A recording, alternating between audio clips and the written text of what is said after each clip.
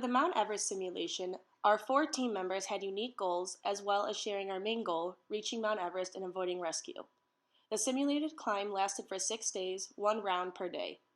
We were given the option to stay at camp or advance to the camp above us each day. Every member had to make important decisions that were crucial to our team. Team members had to analyze information on weather, health conditions, supplies, goals, and hiking speed, and determine how much of that information to communicate to the teammates. We hiked together the whole way, but everyone submitted their own hiking decisions. At the end of the simulation, we were asked multiple questions on how we work together as a team.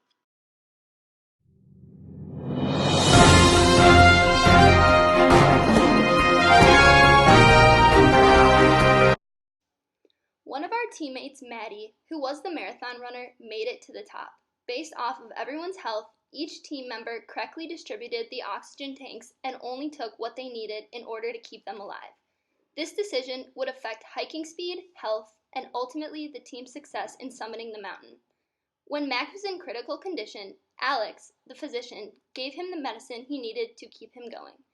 Maddie predicted the weather correctly each round, so we were able to make our decision to stay or not to stay at the camp based off that. Communication was very important for these triumphs to occur.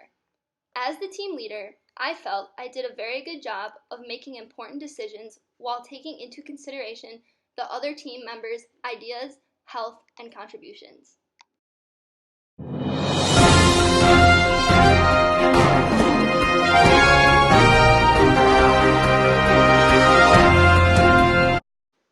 Each member gave their input based on their expertise. We would each give our advice to the group on what we thought would work best, and then our leader, Jackie, would make the final decision that she thought would benefit the team the most to help us reach our goal. Based off of our team members' health, we realized we had to be open and honest with each other in order to work as a team.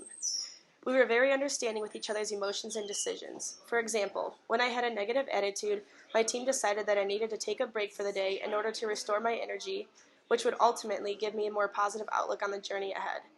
With more energy, I was able to move more efficiently and have a better outlook on things. When we think of teamwork, a fast-paced industry like Apple comes to mind. At Apple, the employees are very open with each other's ideas. The person in charge takes into account every employee's ideas and feelings while ultimately making the final call, with the goal of satisfaction of each employee as well as success of the company.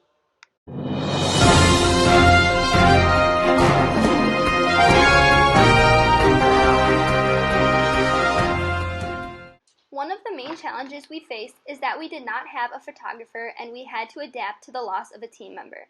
At Camp 3, he had to be rescued because he was not present for the simulation. Max got sick at the very first camp and continued to have health issues throughout the whole simulation. On the third camp, everyone's health was either low or in critical condition, and Maddie's attitude was low as well. This is when we decided to take a break, thinking our health would improve, which it did for some of us. It was difficult for the physician to distribute the medical supplies to all of us because all of our health was in danger at the same time. Everyone had their own ideas since each of us had our own story, so sometimes our ideas were not on the same page. Because I was the leader, this is when I came in and made the decision. We learned that communication is key and we must work together as a team in order to reach our goal. At the end of the day, it was up to me to make the final decision in which I thought would be the most beneficial to the team based off all the challenges that we face. In the workplace, you must communicate with your coworkers if you want to get anything done. In the workplace, if you cannot open up and express your ideas, it will have a negative effect on the whole, as a company as a whole.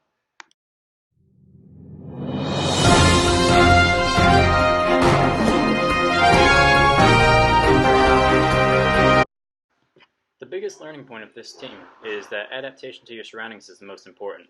We had to be aware of everyone's health and give medical supplies to the members who needed it most. We had to adapt to the loss of a team member and his expertise and face our challenges without him. We also had to adapt to the weather each day and decide if we should stay at the camp or move forward. Another big learning point is the perceived support of the group and the amount we felt like we could communicate and open up with each other.